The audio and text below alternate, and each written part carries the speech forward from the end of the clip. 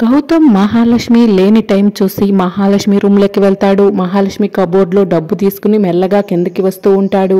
అప్పుడు సీతకు ఎదురు పడతాడు. సీత గౌతమ్ చేతిలో డబ్బు చూస్తుంది.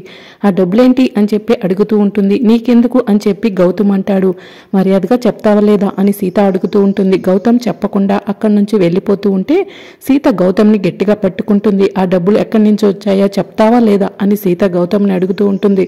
ఇక గౌతమ్ కోపంగా సీతను పక్కకు నెట్టేసి డబ్బు తీసుకుని అక్కడి నుండి పారిపోబోతూ ఉంటే సీత గౌతమ్ కాళ్ళను పట్టుకుని గట్టిగా ఆ డబ్బు ఎక్కడి నుంచి తీసావో చెప్పు అని చెప్పి అడుగుతూ ఉంటుంది. ఇక గౌతమ్ చెప్పకపోవడంతో సీత గౌతమ్ని పట్టుకుని మెల్లగా కబోర్డ్ దగ్గరికి వెళ్ళి ఒక తాడు తీసుకొచ్చి గౌతమ్ని కుర్చీలో కూర్చోబెట్టేసి చేతులను తాడుతో కట్టిపడేస్తుంది.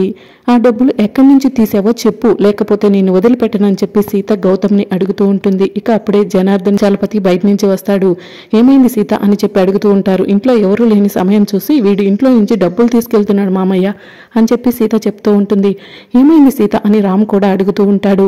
డబ్బులు ఎక్కడి నుంచి వచ్చాయని అడుగుతుంటే చెప్పట్లేదు మామ, ఎక్కడి నుంచో డబ్బులు తీసుకెళ్తున్నాడు వీడు అని చెప్పి సీత చెప్తూ ఉంటుంది. అందుకే వీడిని కట్టి పడేశాను. వీడు డబ్బులు ఎక్కడి నుంచి తీసుకెళ్లాడో చెప్పకపోతే వీడి మూతి మీద వాతలు పెట్టేస్తాను అట్లకాడుతో అని సీత చెప్తూ ఉంటుంది.